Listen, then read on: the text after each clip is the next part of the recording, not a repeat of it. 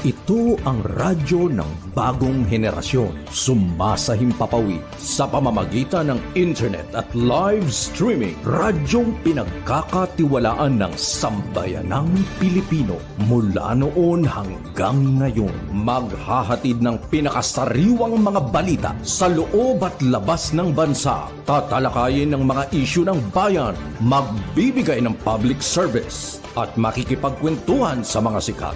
Mula sa puso ng Metro Manila, sumasahimpapawid live ang DZGG, ang radyo ng bagong henerasyon. DZGG is a proud member of the Philippine Online Broadcasters Association.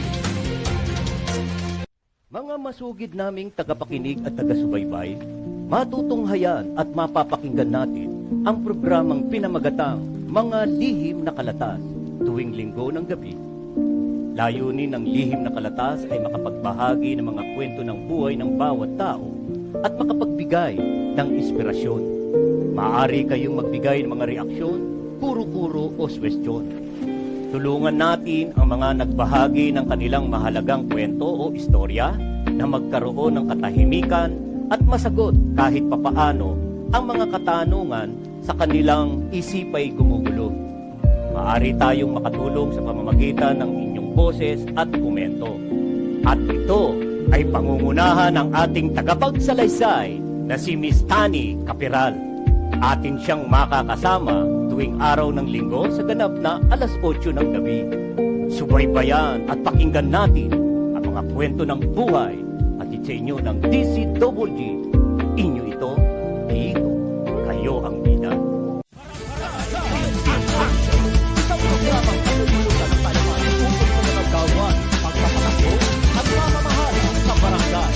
Ang programang barangay ay pinalahan ng mga proyekto at pagpapagawa ng mga bagong programa sa barangay.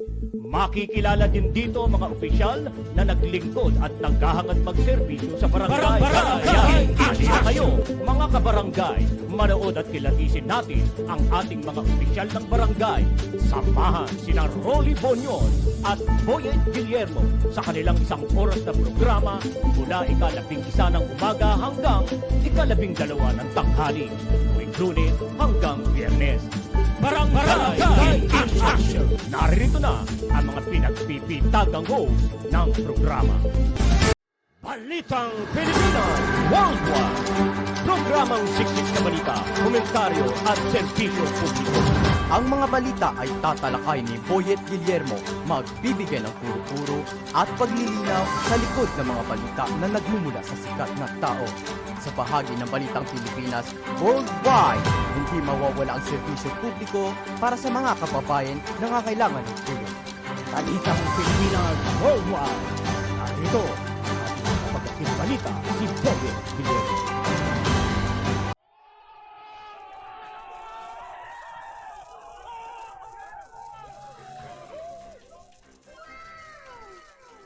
Alright! Magandang hapon po, Luzon, Visayas at Mindanao. At sa iba't ibang dako ng mundo. Ayan, dyan, sa Luzon, Visayas at Mindanao, ano? Magandang hapon po sa inyong lahat.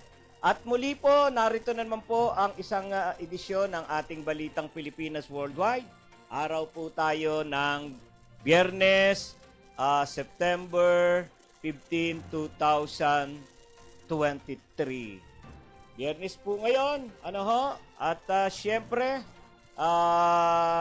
tayo po ay merong medical mission sa araw na ito. Medical mission, ano?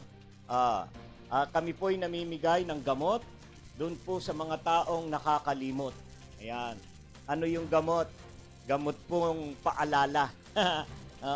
Unahin nating paalalahanan ay yung mga manggagawa, empleyado, yan, mga laborer, lalong-lalo na ang mga construction worker. Akinsi ngayon. Sweldo, sweldo, sweldo. Ayan, sweldo. Oo. Kaya ang mga bata, masaya, inihintay kayo ng inyong mga anak. alas 5. So ito ho yung oras na tapos na ang 8 oras na trabaho. Kaya ang programang ito ay nagpapaalala sa inyo. Hinihintay kayo ng pamilya nyo, umuwi na agad. Umuwi na agad at wag na hong dumaan pa kung saan-saan nang sa gayon yung iyong pinagpawisan, no? Yung iyong pinaghirapan na sinasabi mong kayod kalabaw, kayod kabayo, ano? Trabahong kalabaw, kabayo. Para agad yan ay mapakinabangan ng pamilya, mabili agad ng mga pangailangan sa bahay. Kaya wag na hong dadaan pa kung saan-saan. Diretso, siyempre bago kayo umuwi, kayo ay dumalangin ng pabulong, kahit pabulong lang, di na ho kailangan lumuhod pa kayo. Punta lang kayo sa sulok at ikaw ay sabihin mo, ingatan ka, may dala kang pera, may dalang pera, at ikaw ay kinakailangan makauwi ng matiwasay. O yan. Bago alis ng kung saan man lugar, ano,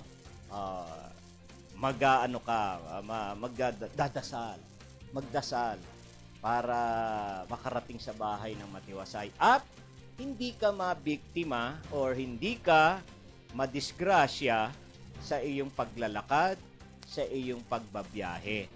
At hindi ka mabiktima nga din ni Mandurukot, ni Mando na laging nag-aabang kapag kinsenas katapusan. Ha?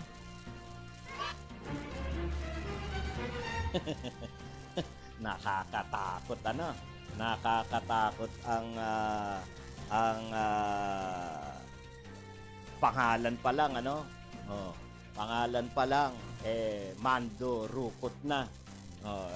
Talaga namang. So, yan. Ingat po kayo, ingat. Lalo na yung namamasahe. Ayan, nakikipag-agawan sa jeep, sa bus. Huwag na ho niyong gawin yan. Hayaan niyo siyang huminto. Dahil andyan ang malapit sa disgrasya. Yung tayo ay lahat nagmamadali. Gusto lahat mauna. Oo. Kaya ayun, nauna kang nadukutan, nauna kang nadisgrasya kasi lagi tayong gusto una. Di nauna ka, hayaan mo na ngayon silang mauna. Mauna sila sa hukay. Ano? Ayan, hayaan mo na sila. Gusto nilang mauna eh. Ikaw ayaw mo. Dahil sabi mo nga marami ka pang mga anak. Marami ka pang mga anak na kailangan mong sila ay tustusan. Alagaan. Kaya pag-ingatan natin ang ating buhay. Pag-ingatan natin ang ating buhay. Ang mga gamit sa katawan. Biyernes pa naman din ngayon, Araw pa rin ng Biyernes. Nagsisimba, yan. Yung ating mga deboto ng poong itim na Nazareno. Ayan, papunta ho ngayon dyan. Ang iba pauwi. At sa Aldakong yan, maraming lugar ho dyan. Ay, maraming tao. Andyan din ang mga kamag-anak ni Mando, yung mga magnanakaw, mangi-snatch, mangi-slash. Andyan ho sila. Manlalanse. Kaya wag ho tayong titigil. Wag tayong titigil. Laging alerto ang ating isip. Bukas ang ating presensya sa kapaligiran para alam natin ang mga nangyayari. Yan, nangyayari sa... bakit ba nawawala yung aking tumihinto ako yung minto. Ano ho? So, yan ha. Yan po ang ating pong unang yugto ng ating programa, ang serbisyo publiko, pamimigay ng gamot. Yan yung aming medical mission. Medical mission. Alright? Okay. So, kamusta? Kamusta po ang maghapon? Ha? Ayos ba buto-buto? Aha. Ayos ba ang ating pong mga nanay, ang mga labandera, ang ating mga yaya? Ayan. Nakapagtupi na sila ngayon ng kanilang mga labada dahil mainit. Mainit ang panahon. Nakapagpatuyo ng labada. Kaya ngayong hapon na ito ay kanila ng tawag diyan. Kanila ng tinatanggal sa sampayan. So tutupiin na lamang 'yan. Pagandahin na lang ho yung tupi para hindi na kailangang plantsahin. Pag maganda ang pagkakatupi ng damit o t-shirt, yan, hindi na ho kailangan plantsahin eh. Nakakatipid pa sa kuryente. Gandahan nyo ang tupi. I-flat. Habang tinutuping ganun gaganunin din. Imamassage mo ng flat. Yan, para napaplantsa na ho siya nun eh. Ngayon, pag nagkadagan-dagan na ho yan, patong-patong na yan, napipipi siya at doon, para siyang napaplantsa na. Di nakatipid, di ba? Nakatipid. Mga simpleng pamamaraan ho yan para tayo makatipid ho sa panggastos natin sa araw-araw. Para siyempre magamit natin sa ibang pangangailangan sa bahay. Yung ating naitipid na pambayad. Diba? Alright? Okay. So, teka muna. Babati natin, ayan, si Rosa. Hello, Rosa Abustan, ang aming inspektora. Siguro inabot na rin ni Rosa na maging poor lady. Hindi po white lady, ha. Maputi lang ho si Rosa Abustan. Mistisa. Kaya hindi ho siya white lady. Poor lady ho nung sa aming pinapasukan noong araw. Yeah. Mga retired na ho kami pare-pareha. Magandang hapon, Rosa Abustan. Please like and share sa programa para at sabihin mo sa mga kaibigan mo pa or kamag-anak ay mag-comment. Mag-comment sa comment section para lumabas yung pangalan nila para mabati ko rin, ha? Rosa Abustan. Yan. Si Paring Crispin Lambayan, yan, ang kauna-unahang nasilip natin sa ating monitor. Yan, sabi niya, DCWG, good PM po. Takbo tayo sa 172. Pare, ayos, panalo na tayo niyan. Wala na, pare, hindi na tayo makakahabol. Hindi tayo makakahabol. Tapos na ang paghahain ng COC. Takbo lang. Oo, takbo lang pala, sabi ni Paring madali na ho yan. Tatakbo lang tayo dyan. Sa Barangay 172. Yan, sa Pasay City. Okay. Alright, ha? Yan, banati muna natin sila kasi para hindi ho tayo hindi tayo makalimot. Pagkat mahirap pong kalimutan na mabatiin ang ating mga viewers, sapagkat sila ho ang nagpapasigla. Sila ho ang nagpapasigla ng programa. Siyempre, pag walang viewers, matamlay dahil wala akong kausap. Oo, wala akong kausap, wala akong mabasa. Pero ganun pa man, alam mo ninyo, kami pong mga mamamahayag para ho kaming mga baliw. Oo, kasi nagsasasalita kami. Salita kami ng salita. Kahit to walang nanonood sa amin, ganyan kami. Halimbawa sa radyo, walang nakikinig, hindi ho kami tumitigil. Daldal pa rin, salita ng salita. Hindi naman namin alam na wala naman nanonood, wala namang nakikinig sa amin. Basta salita lang kami ng salita. Tuloy lang ho ang aming pagbibigay ng mga impormasyon, pagbibigay ng mga maliliit na tip na bagay, at pagtulong. Oh, ganyan lang ho kami. Kaya, ay nako, ang hirap ng buhay namin. Para kaming mga siraulo. Daldal ng daldal, wala namang kausap, walang nanonood. Yun ang nakakalungkot sa amin.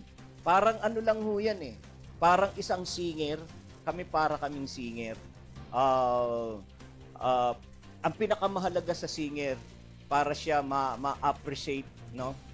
Para siya ay sumigla, sa kanyang pag-awit.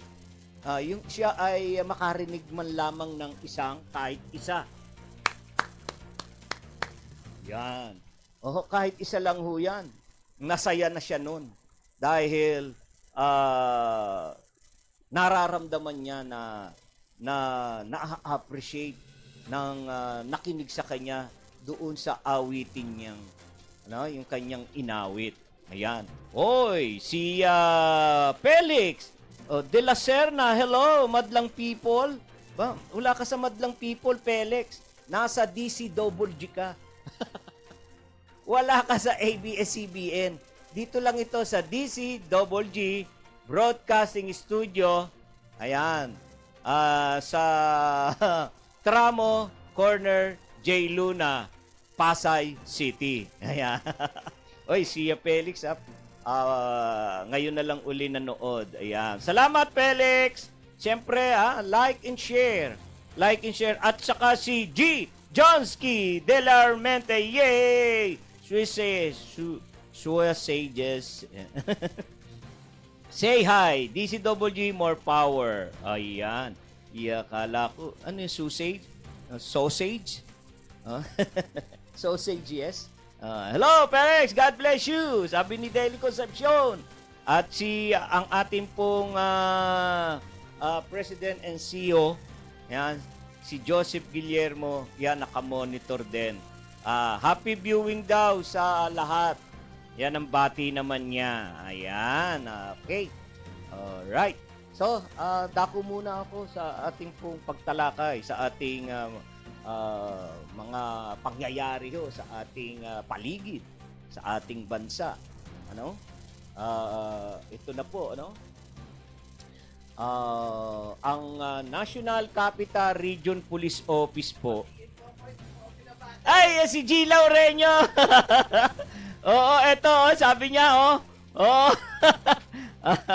ano yung sabi niya? Di mo binasa comment ko. Ano ba yung binasa? Sing, sing. Gusto niyo kumanta. Kakanta daw ako. Ayan, kakanta tayo. Mamaya kakanta tayo. Anong magandang kanta mamaya? Friday naman ngayon Oo, Friday naman ngayon. Pwede tayo kumanta, ha? Mamaya. Okay. Sing, sing, sing along. Ay, nga pala ho. Ito, diretso po tayo. Tuloy ho tayo sa ating pagtalakay. Oh. Yehey! Frozen food po. Ha, ha, ha. Ayun.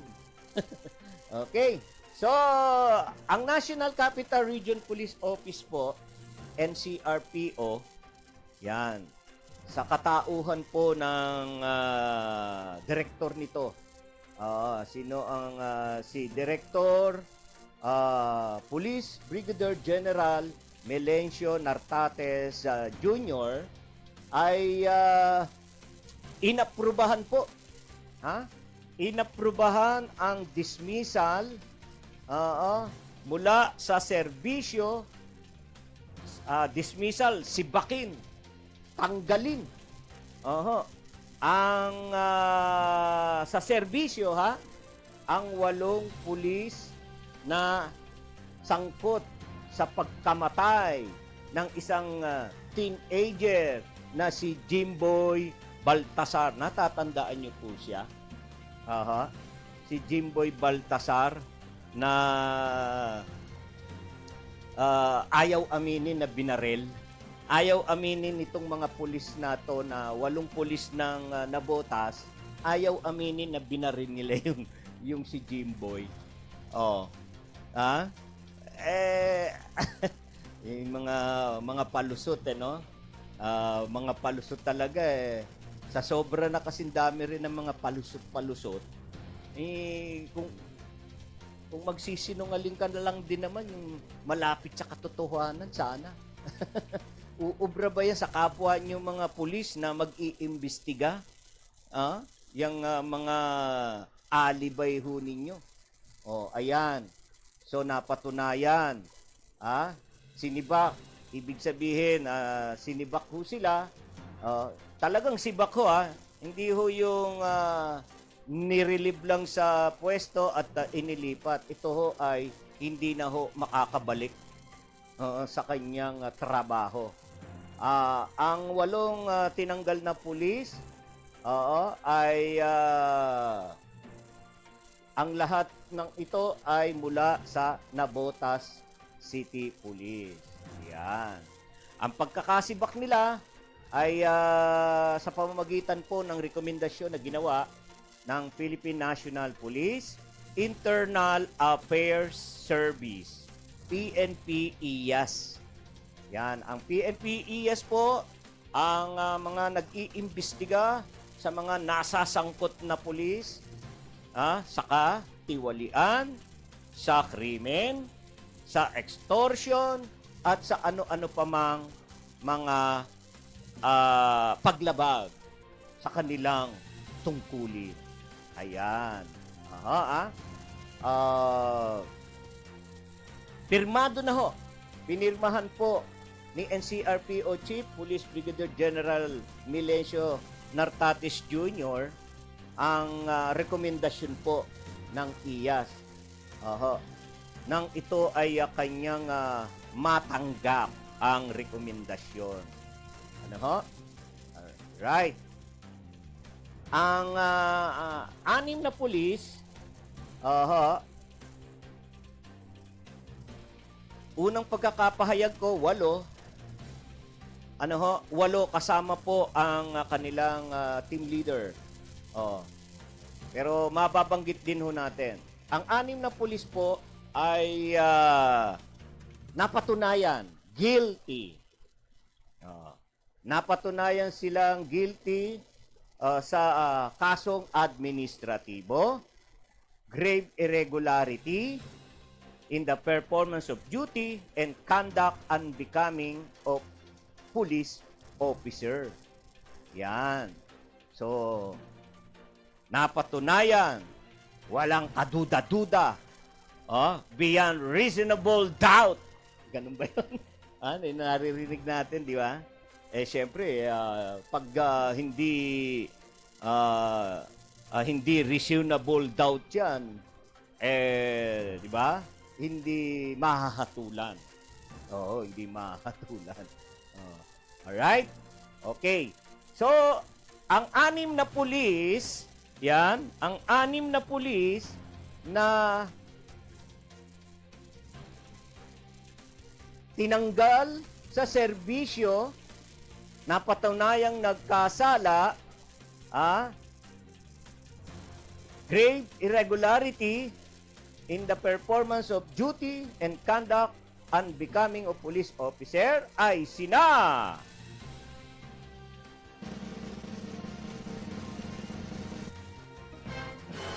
yan.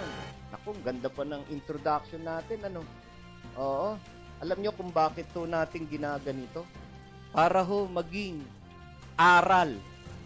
Maging aral po sa iba pa hong miyembro ng pulis. Miyembro ng pulis na kayo po ang amin pong inaasahan magtatanggol.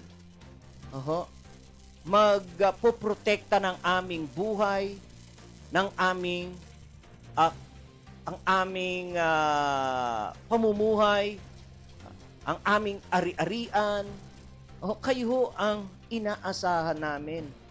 Nakakalungkot na ma-involve po kayo sa krimen. Kayo ho ang binigyan ng kapangyarihan para ipagtanggol ang mga maliliit. Pero kayo yung nasasangkot. Kaya ito po ay aral. Wag na hong tularan. Wag na ho ninyong tularan yung iba pa nating mga pulis. Kung kayo naman po ay nakakagawa, tigilan na. Umiwas na po. Talikuran na po. Talikuran na. Sabihin natin, iilan lang ho itong mga nai-involve na to. Iilan lang po ang nai-involve. Na miyembro ng ating kapulisan, pambansang pulisya. Pero, ang lakas ng impact. Ang lakas po ng impact sa hanay nila eh. Biruin nyo to. 6. Hindi lang ho ito 6 eh. Yung iba pang mga pulis na na-involve, lalo na yung 950 kilos na shabu. Mga general pa. Ang na-involve. Na kung saan yan nga po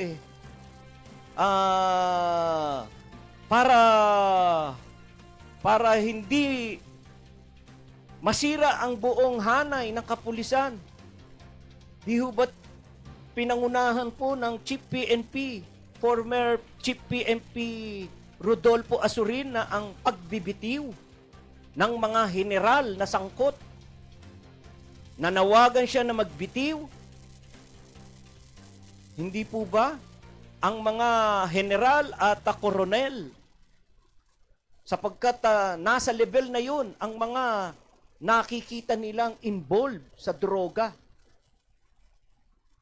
Nakakalungkot pong isipin na ang ating mga kapulisan ay na-involve sa ganyan.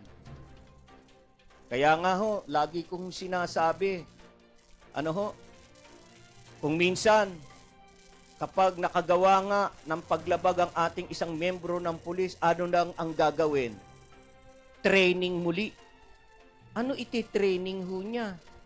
Napagdaanan na ho niya yung mga training na yon. Ang dapat po nating i-train sa kanila, dapat nating silang i-seminar, life spirit of seminar. I-seminar ho natin sila sa ganyan. Sa life spirit seminar ng Catholic para malinis ang mga pag-iisip ng ating mga kapulisan. Mapalitan ang kanilang mga pag-iisip. Mabago ang kanilang mga pag-iisip. Magkaroon ng takot sa Diyos upang hindi sila makagawa ng paglabag sa kanilang tungkulin. Para laging ang malinis ang kanilang pag-iisip. Sapagkat, bakit ko sinasabing malinis, mabago ang kanilang pag-iisip? Sapagkat, sa Life Spirit Seminar po, na ginagawa po ng ating mga lingkod ng simbahan, diyan po ay tinatawag sa oras na nagdarasal, tinatawag po ang Holy Spirit, ang Espiritu ng Diyos. Tinatawag po diyan at inaanyayahan ang Espiritu ng Diyos, lumukob ka sa aking katawan. Oh, come Holy Spirit, come here. Pumasok ka, tinatawag. Kapag tinawag ho yan, siya po ay hindi nag-aatubili na lumukob sa tao na hinihingi niya. Oh, come Holy Spirit. Come Holy Spirit in my heart. Yan. Ganyan ho. Kaya kapag andun na, natawag na ang Holy Spirit, pumasok na sa kanyang pagkatao, doon na po. Doon na ho nag-uumpisa ang mga pagbabago, ang paglilinis ng pagkatao ng isang taong nagkamali, ang isang taong nagkasala. Diyan na po siya nagbabago. Sapagkat sumasa katawan, sumasa kanya ang Espiritu ng ating Panginoong Hesukristo. Wala hong magandang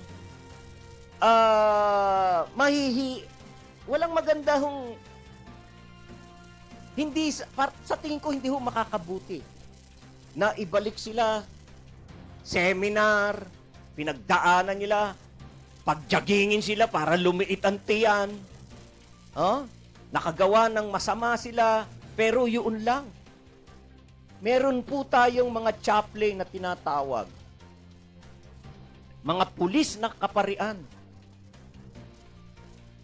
Sila po, diyan natin ilapit.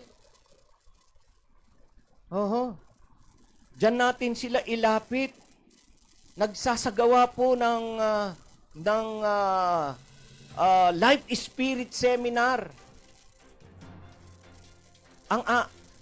Ang ating mga chaplain, magpalehan sila, magpa-pray over ang mga pulis na yan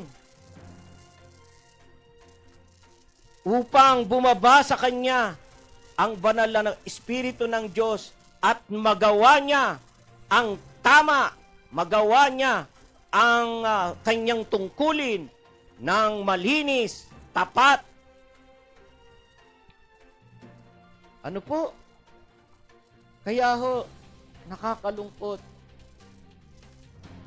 Ilang pulis na po ang natanggal sa atin? Ilang pulis na? Nakakalungkot. Kawawa rin po naman ang pamilya nila. Kawawa ang kanilang pamilya pag natanggal sa trabaho. Ano ho?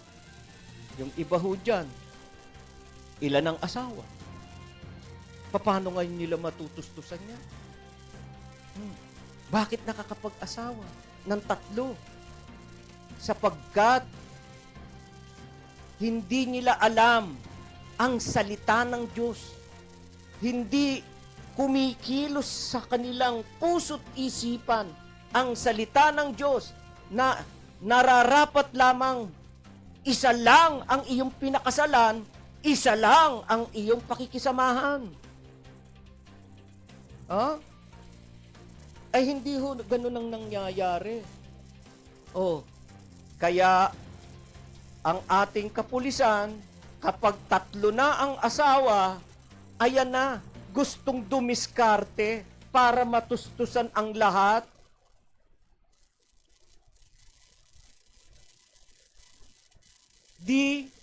Di ba't sila'y naliligaw na ng landas? Naliligaw sila ng landas. Doon na ho nagsisimula na nakalusot sa una, pangalawa, pangatlo, 4, 5, tuloy-tuloy na gagawin ang pagpapalusot sa kanilang mga ginagawa. Na akala nila hindi mahihinto ang paggawa nila ng kasamaan. Ano po? Pero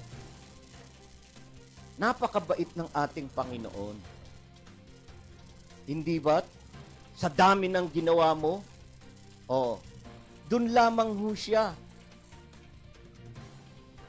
nagdesisyon, kailangang kalusin na kita para hindi ka nalubusang malugmok sa kasalanan. Kaya pinahintulot na niya na ikaw ay supilin, ikaw ay madismiss sa trabaho, ikaw ay mawalan ng trabaho, para mapag-isip-isip mo na ikaw ay nagkamali sa pagtupad mo sa iyong tungkulin. Ganun pa man, natanggal ka sa trabaho, hindi pa katapusan ng mundo para sa iyo. Andyan pa rin ang ating Panginoon. Ipakita mong ikaw ay nagbago.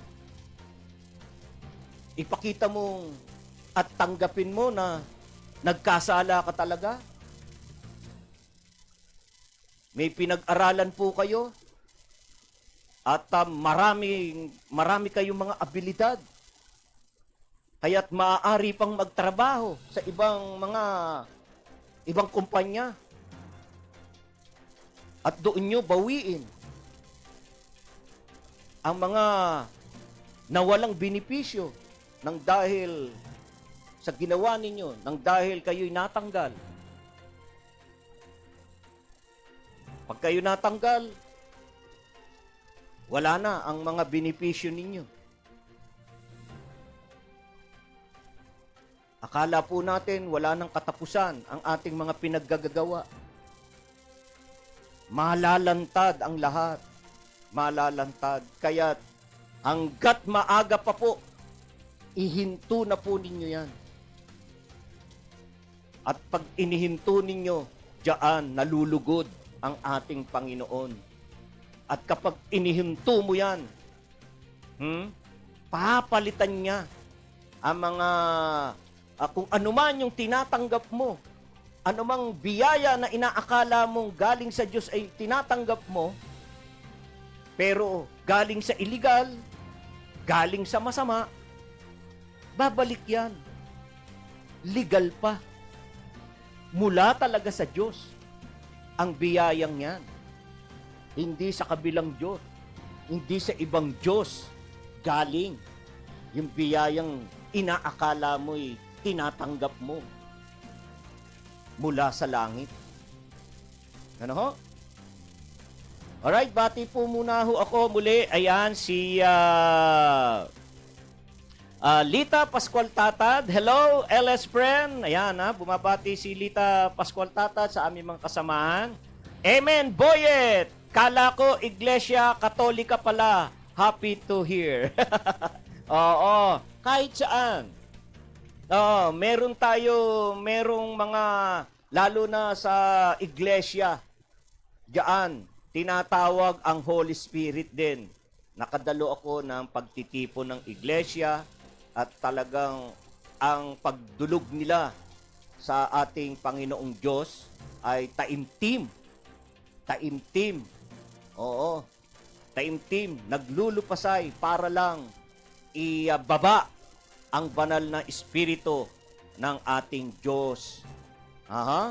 Para mapuspos ang mga naniniwala sa Kanya, mapuspos ng banal na espiritu. Yan po ang napakahalaga sa tao, lalo na ho sa ating mga otoridad, sa ating mga manggagawa, sa gobyerno. Ang dami po nating mga leader ng simbahan. Ang dami pong mga leader ng simbahan at magkakabila sa iba't ibang lugar, sa iba't ibang dako. Marami nang nagpapatotoo. Sila'y mamamatay tao nung nakilala nila ang Diyos. Tinanggap nila ang banal na espiritu ng Diyos. Nagbago sila. Tinalikdan ang kanilang kasamaan at sinunod ang salita ng Diyos. Marami na po. Kaya, ang daming kaya nga po, andyan, Iglesia ni Cristo, andyan ang saksi ni Jehovah, andyan ang baptismal, ang baptisma, ang tawag doon, baptist, ang El Shaddai, ang Jesus is Lord, ang ating Allah, ang ating Buddha, lahat huyay ay iisa. Lahat yan ay Diyos na hindi nakikita. Kaya't iisa ang Diyos. Naghihimala, buhay, at naririto lang sa ating tabi. Lumapit ka lang, bumulong ka lang, sasagutin ka niya. Sana yan ho ang ginagawa po ng ating mga leader sa ating bayan. Wala po. Walang makakatumbas. At walang makakagawa at sino mang tao ang makakapagpabago sa kanyang kapwa maliban po ang ating Panginoon. Subalit, may mga taong ginagamit ang Diyos para ikaw ay magbago. Andyan na nga po ang mga grupo-grupo, iba't ibang sekta, sabihin natin. Kaya ho yan, pinahintulot ng Diyos sapagkat sa dami na po ng taong nagkakasala. Pinahintulot niya ng Diyos kung saan man kayo pumunta dyan. Welcome kayo. Kayong lahat.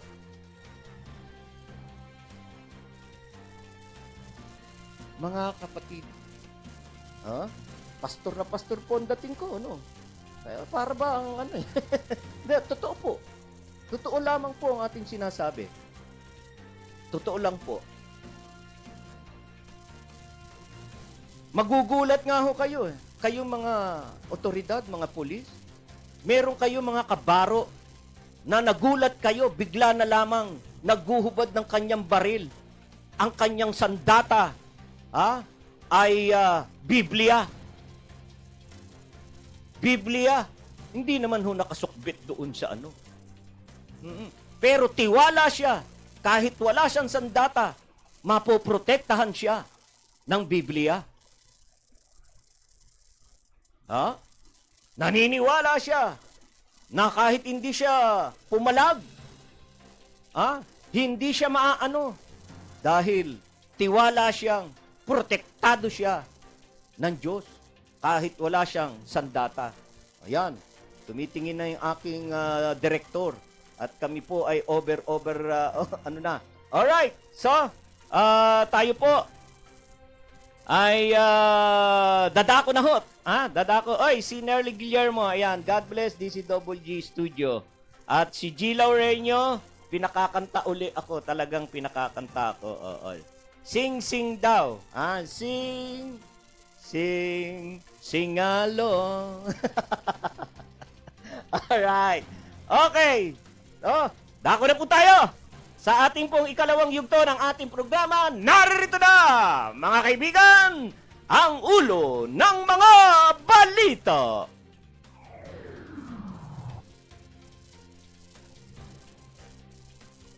Expansion policy ng China itinuturong dahilan ng pagtaas ng tensyon sa West Philippine Sea.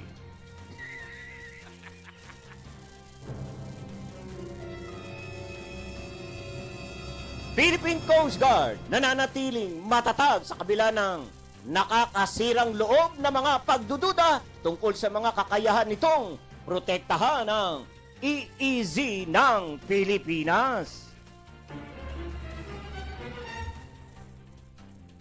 Ilang estudyanteng Taguigueño nagningning sa International Science Drama Contest.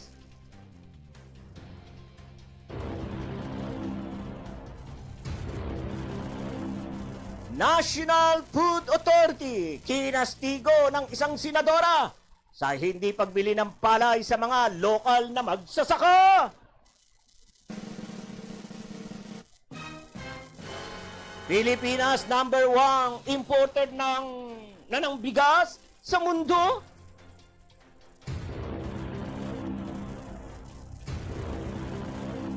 Grupong Bantay Bigas, pinagre-resign si Pangulong Marcos Jr. bilang Agri-Chief. Balikan yan! Balikan yan, kapatid! LTFRB, inaming malabo ng masundan ang fuel subsidy ngayong taon. Hirit ng ilang mga barangay na gamitin ang kanilang pondo para sa buwan ng Setyembre at Oktubre, ibinasura ng COMELEC. COMELEC kakasuhan ng barangay SK election candidate na sangkot sa premature campaigning. 27 na lugar sa bansa isinailalim sa red category ng PNP para sa barangay SK election.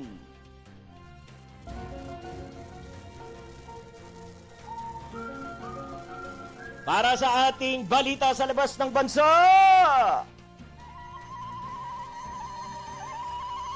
dalawang US diplomat sa Russia pinalaya ng Foreign Ministry.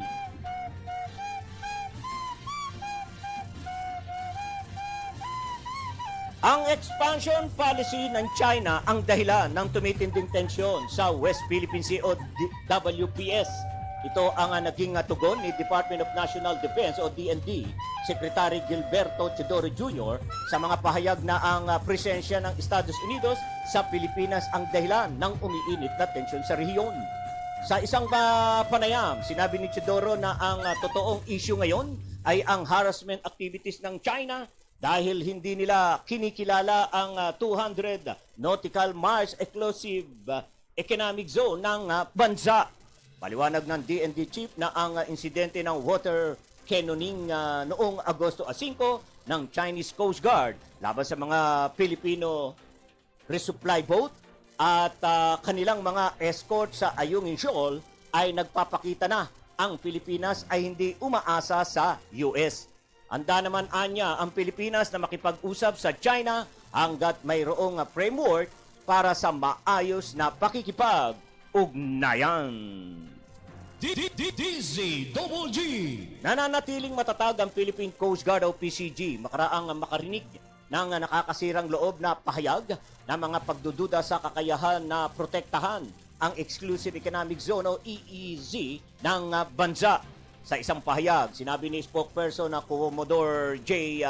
Tariela na buong puso niyang pinaninindigan ang commandant at ang 30,000 strong PCG sa pagtapad ng kanilang tungkulin sa West sa Philippine Sea. Ang PCG ay nangunguna sa resupply mission sa mga tropang nakatalaga sa BRP Sierra Madre sa Ayungin Shoal na ang pinakahuli ay noong Biyernes. Sa pagtatanong na Senado, sinagot ni Defense Undersecretary Ignacio Madriaga na naging matagumpay ang resupply mission dahil sa katapangan at kadalubhasahan ng mga tauhan ng PCG. DZGG.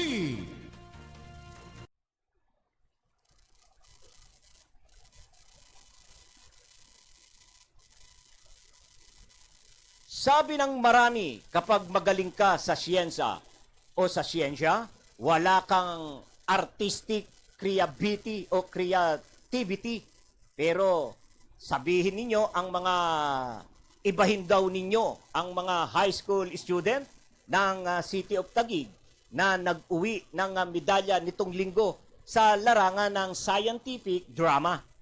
Ipinamalas ng ilang mga estudyante ng Senator Renato Compañero, Cayetano Memorial Science and Technology High School ang kulturang Think Big ng Taguig nang mapanalunan nila ang hindi lang minsan kundi 2 beses ang unang pwesto sa International Science Drama Competition 2023 na ginanap sa Bangkok, Thailand. Alinsunod sa tema ng patimpalak ngayong taon na Producing Green, Consuming Clean, binuo at itinanghal ng mga mag-aaral ang kanilang piyesang Unseen para sa short film category at Tik-Tik Snap para sa open category sa tulong ng kanilang trainer at advisor na si Jude Lawrence D. Guy Joko. Nagpahayag ng pagbati ang pahamalang lungsod ng Taguig sa pangunguna ni Mayor Lani Cayetano sa mga miyembro ng Teatro Kumpanyero Cayetano Scientech Theater Club sa kanilang tagumpay at outstanding performance. Sinabi ni Cayetano, congratulations! Yan, ipinagmamalaki ng inyong syudad ang inyong mga nagawa. Ang International Science Drama Competition ay isang taunang pagpatimpalak na inorganisa ng Science Center Singapore. Layunin nito na isulong ang agham sa mga kabataan sa pamamagitan ng drama. Nilalayon din ito na hikayatin ang mga kabataan na makilahok sa usapin ng sustainability sa pamamagitan ng sining at agham at maipakalat ang iba pang kaalamang siyentipiko sa pamamagitan ng storytelling, creativity, at artistic performance skills. DZGG. Kinastigo ni Senator Amy Marcos ang National Food Authority o NFA dahil sa kabiguan ng ahensya na bumili ng mga palay mula sa mga lokal na magsasaka sa gitna ng patuloy na pagtaas ng presyo ng bigas sa bansa. Ayon sa senadora, napaka-simple lang sana ng problema kung binili ng NFA ang mga lokal na palay. Nagtatakaan niya siya kung bakit puro importasyon ang pinag-uusapan sa gobyerno, gayong maraming bigas ang mga lokal na magsasaka na hindi naman maibenta. Katunayan pa niya, sinubukan noon na doblehin ang budget ng NFA dahil ang katwiran ay hindi sila makabili ng local rice. Pero ngayon na mayroon na silang pondo ay hindi naman nila ginagastos at nakatenga lang sa iba't ibang palayan ang mga lokal na bigas. Ipinaalala ng mambabatas na ang importasyon ay hindi dapat gawing dagli ang solusyon sa problema at sa halip ay dapat ito'y last resort para matiyak ang sapat na supply ng bigas. DZGG. Ikinalungkot ni Agri-Party List Representative Wilbert Lee ang pagtukoy ng United States Department of Agriculture sa Pilipinas bilang bagong top rice importer sa mundo. Ayon kay Lee, ito ang realidad lalo't hindi sapat ang produksyon sa Pilipinas kaya nag-aangkat ng bigas. Kailangan na anyang palawakin at ipamahagi sa tamang oras ang subsidiya para sa mga magsasaka ng sa gayon ay dumami ang price production.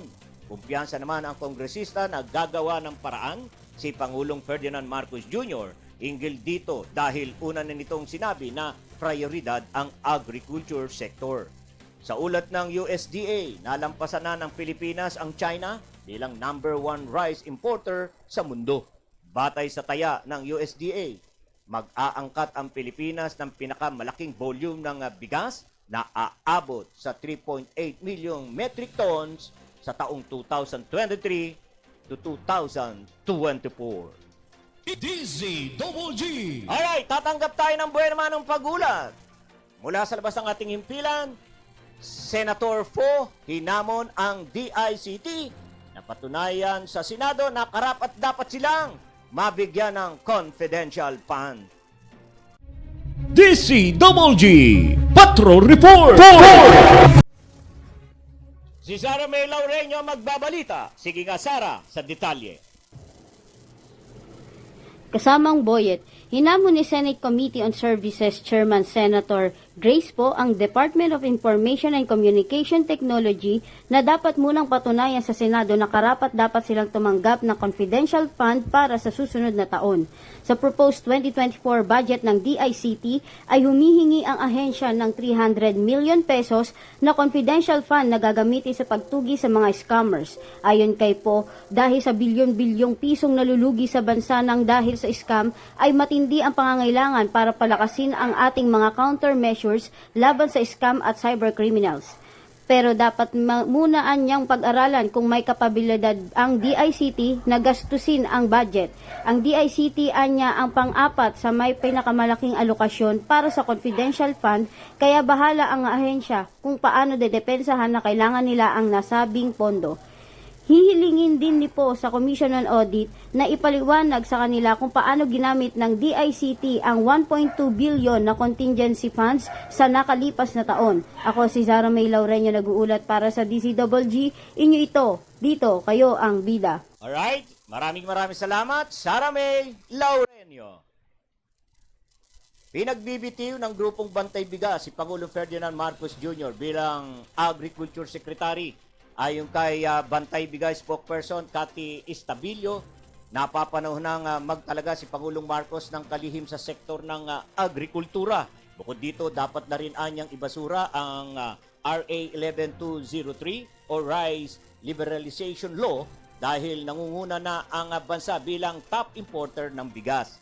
Matatandaan, birthday wish ng kilusang magbubukid ng Pilipinas sa ika-66 na kaarawan ni Pangulong Marcos ang pag-alis ng Chief Executive sa Department of Agriculture. DZWG. Wala nang aasahang kasunod na fuel subsidy para sa transport sector hanggang sa matapos ang taon. Ayon kay LTFRB Technical Division Chief Joel Bolano, 3 bilyong piso lamang ang inilaan ng gobyerno ngayong taon para sa fuel subsidy at wala nang idinagdag na pondo para dito. Kung maaalala na antala ang pamimigay ng fuel subsidy na dapat ay noong Agosto pa dahil hindi agad na kumpleto ang mga dokumento para mailabas ng Department of Budget and Management o DBM ang pondo. Ang fuel subsidy ay ibibigay ng ahensya sa mga operator at driver upang makatulong bunsod ng pagtaas ng presyo ng mga produktong petrolyo. DZWG. Ibinasura ng Commission on Election o COMELEC ang kahilingan ng maraming opisyal ng barangay na gamitin ang ilang bahagi ng kanilang pondo sa barangay fund ngayong September at October. Sa press briefing, sinabi ni COMELEC Chairman George Erwin Garcia na maraming barangay sa buong bansa ang sumulat sa kanila para magamit ang kanilang pondo sa pagpapagawa ng mga proyekto at social services. Wow ha! Gayunman, tinanggihan nila ang lahat ng request dahil posibleng gamitin lamang ito ng mga kasalukuyang opisyal para sa kanilang pangangampanya. Sinabi mo pa. Tanging ang operating expenses lamang tulad ng sweldo, bayad sa kuryente, tubig at telepono ang pinahihintulutan ng komisyon. Nagbanta ang COMELEC na i-disqualify nila ang sinumang mga opisyal ng barangay na gagamitin ng pondo ng barangay at SK para sa pangangampanya. DZWG. Binigyan din ng Commission on Election o COMELEC ng otoridad ang binuong task force na maghain ng sariling complaint sa harap ng nalalapit na barangay at Sangguniang Kabataan SK election sa Oktubre. Ayon kasi kay Chairman George Garcia, maraming mga kabataan ang lumalabag sa premature campaigning o pangangampanya ng mas maaga kaysa sa idineklarang campaign period. Ipinaliwanag din ito na basta naglagay ng poster ang isang kandidato kahit walang nakasulat na vote, isa pa rin itong premature campaigning effort. Babala ni Garcia para sa mga tatakbo sa halalan, manalo man ang mga ito sa eleksyon, maaari pa rin nilang tanggalin ang elected official kung ito ay may kasong diskwalifikasyon. Magsisimula ang campaign period para sa barangay at Sangguniang Kabataan or SK election sa October 19 at matatapos ito October 28. DZWG. Nilabas na ng Philippine National Police o PNP ang inisyal na bilang ng Areas of Concern o Election Hotspots para sa Barangay at Sangguniang Kabataan Election o BSKE. Ayon kay PNP Operation Director Police General Leo Francisco, 27 lugar sa bansa ang tinukoy sa ilalim ng red category na karamihan ay nasa Mindanao. Tumanggi muna ang PNP na tukuyan ng mga naturang lugar dahil kailangan pa itong isapinal ng PNP at posible pang mabago ang mga sitwasyon sa naturang lugar. Nilinaw naman ni COMELEC Chairman George Erwin Garcia na hindi lahat ng lugar na nasa red category ay otomatikong isa sa ilalim sa COMELEC control dahil magkaiba ang klasifikasyon ng komisyon at ng PNP. Samantala, inaasahan namang isusumiti ng PNP, AFP at PCG ang pinal na listahan ng mga areas of concern para sa BSKE bago matapos ang Setyembre. DZGG. Pinapatalsik ng Russia ang dalawang US diplomat nito na inakusahang nagtatrabaho sa Russian National na nakikipagsabwatan sa mga ibang bansa. Ayon sa Foreign Ministry ng Russia na kanilang pinatawag si US Ambassador Lynn Tracy para sabihan sina First Secretary Jeffrey Silin at Second Secretary David Berstein na lumaya sa Russia sa loob ng 7 araw. Ang nasabing mga individual kasi ay nakikipagtulungan kay R. Sonov na inakusahan ng pagkakaroon ng confidential cooperation sa ibang bansa. Nagbabala naman ang US Department at sinabing sila ay gaganti sa ginawa na ito ng Russia. DZGG. Alright, isa pang balita ang ating tatanggapin mula sa labas ng ating bansa. Bilang ng nasawi sa malawakang pagbaha sa Libya, pinangangambahang papalo sa 18 hanggang 20,000. DCWG Patrol Report. Si Dance Guillermo ang magbabalita. Sige nga, Dance, sa detalye. Pinangangambahang papalo pa sa tinatayang 18,000 hanggang 20,000 katao ang nasawi sa malawakang pagbaha sa Libya. Ayon kay Derna Mayor Abdul Menam Al-Gaiti, ang naturang pagtaya ay base sa bilang ng mga distrito na tuluyang nawasak nang mag-burst ang 2 dam. Sa kasalukuyan, mahigit 5,000 katao na ang kumpirmadong patay at habang nasa 10,000 naman ang napaulat na nawawala. Ang mga kalsada ay tinangay ng malakas na ragasa ng tubig habang na-recover naman ang mga bangkay mula sa dagat. Patuloy naman ang relief efforts ng dalawang magkaribal na gobyerno sa Libya para sa mga biktima ng deadly floods sa nasabing bansa. Dumating na rin ang rescue teams na ipinadala ng ibang mga bansa kabilang Egypt, Tunisia, Italy, Spain at Turkey. Ito si Dance Guillermo nag-uulat para sa DCWG. Inyo ito, dito, kayo ang bida. Alright, maraming salamat, Dance Guillermo. Okay, yan po nagwawakas po ang ating pong mga ulo at nagbabagang balita na nakalap po ng bulwagang balitaan ng DCWG Broadcasting Studio. Ayan. So wala na pong tayong oras pero babati ko muna ang mga nakita po nating nanood. Yan, si Atinelia, yan, nanonood. Watching daw sila sa Canlalay, Binyan, Laguna. God bless everyone. Guillermo Clan. Ayan, ang aming mga lahi sa buong mundo. Alright? Sa bati yan ni Atinelia. Okay. So, tayo po ay magsasara na ng tilo ng ating palatuntunan. At ako po ay lubos na nagpapasalamat po sa inyong lahat, sa mga viewers ngayong araw na ito, na talaga naman pong laging nakasubaybay, laging nanonood sa mga programa dito sa DCWG. Maraming salamat po sa inyong lahat. Ihabol nating batiin si Dangel Guillermo. Ayan, ang isa sa ating membro ng technical staff dito sa DCWG. Yan, si Dangel Guillermo. Alright, maraming salamat po sa inyong lahat. At higit sa lahat, ang inyong pong lingkod, nagpapasalamat sa ating Panginoon sa kanya pong patuloy na pagsubaybay, patnubay sa DCWG Broadcasting Studio. At siyempre, sa kanya pong tiwala at pagkakataong ipinagkaloob sa akin para po ako makapaglingkod sa inyo sa sambayan ng Pilipino.